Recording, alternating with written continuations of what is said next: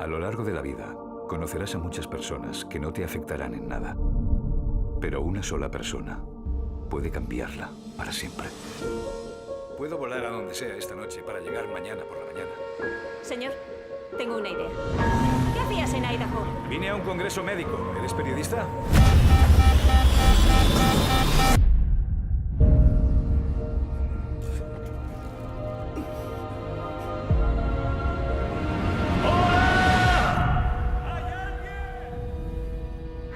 Estamos atrapados, rodeados de montañas en cientos de kilómetros. El piloto no informó del plan de vuelo. Nadie sabe que estamos aquí. Estamos los dos solos. Apenas aguantaremos unos días en estas condiciones, pero nos tenemos el uno al otro. ¿En serio crees que saldremos de esta? No vamos a morir.